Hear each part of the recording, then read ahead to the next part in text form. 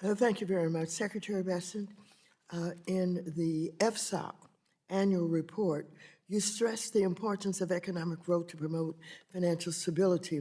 While you noted many ways you plan to deregulate Wall Street and plant the seeds for another crisis, you said little about the harms of inflation. I find this odd, as the president and you have finally began discussing in the media how the price of goods are way too high. Notably, you mentioned that tariffs may need to come down to lower costs for Americans. So I have a few questions about this.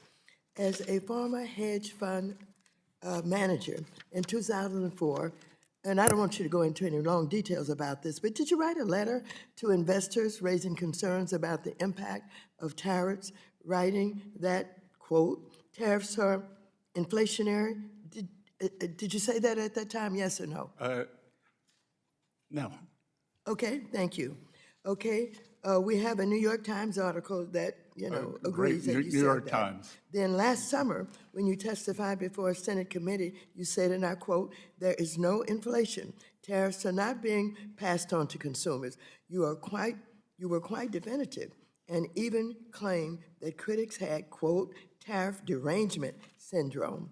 Well, those comments are at odds with the statement you made to investors that tariffs are inflationary. Again, I want to be clear, so just let me ask you, are tariffs inflationary, yes or no? According to the San Francisco Federal Reserve, with 150 years of data, Yes or no? Tariffs do not cause inflation. San Francisco Federal Well, Reserve. last November, as Congresswoman, the Trump administration finally began to realize 150 years that of data. affordability issues in America are not a hoax, you told Fox News that the government was going to reduce tariffs on goods like coffee and bananas, and that doing so would, quote, bring the prices down very quickly. Mr. Secretary, why was that announcement even necessary? If tariffs aren't inflationary, and as you and the president like to say, are paid for by foreign countries, by the foreign country, a tariff on coffee or bananas shouldn't raise the price of either for American consumers. Well, that's the Trump logic, but that isn't reality. It did raise prices across the board, and you know it.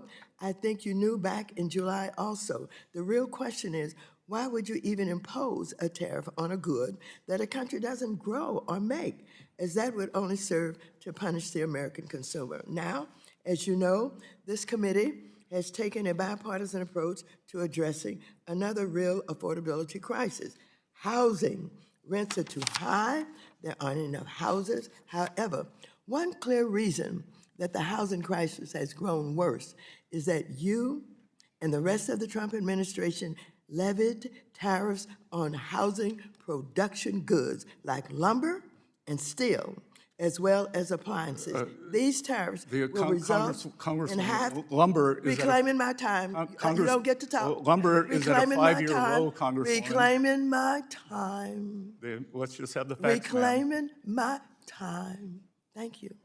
However, one clear reason that the housing crisis has gone worse is that you and the rest of the Trump administration levied tariffs on housing protection goods like lumber and steel, as I said, as well as appliances. These tariffs will result in 500,000 fewer homes built at a time when we need more homes built, not less. Trump single-handedly made housing more expensive. And once again, you know it, as Axios has reported that you were planning to lift tariffs on housing production goods. In addition, the unlawful campaign the Trump administration has waged with ICE and Border Patrol, terrorizing American communities, has also harmed home construction across America. So I ask you, Secretary Bessent, will you be the voice of reason in the administration and urge Trump to stop waging a war on American consumers and on housing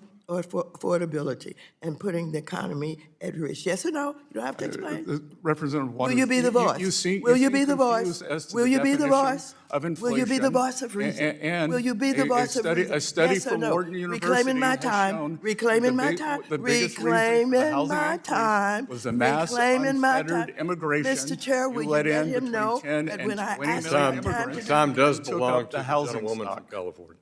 10 and 20 million immigrants Can you took shut up the him up? housing stock of working Americans, and can you maintain some level of dignity? Gentlelady's time has expired. No, my time has not expired. Your time has expired. And the The gentleman, gentleman took up my time. I think you should recognize that, Mr. Chair. the He gentlewoman's took time up has my time. expired. The gentlewoman's time has Well, expired. if you Mr. wanna- Chair, parliamentary If you inquiry. wanna protect him, The chair Mr. Chair, recognizes the vice chairman of the Mr. committee, Chair. Mr. If you Heisinger. want to Parliamentary inquiry. go right ahead, but I would not expect you to do that. Thank you, Mr. Chairman. And I will grant very briefly any time that you feel like you need to address anything. Again, I think the ranking member does not understand. Mr. Secretary, I'm sorry, the gentleman will suspend. There's a parliamentary inquiry. Mr. Sherman? Mr. Chair, will you enforce the rules of this committee so that the time belongs to the questioner and prevent filibusters from taking time away? And if those filibusters by the witness do take time away, will you allocate additional time? I will enforce the 5-minute rule.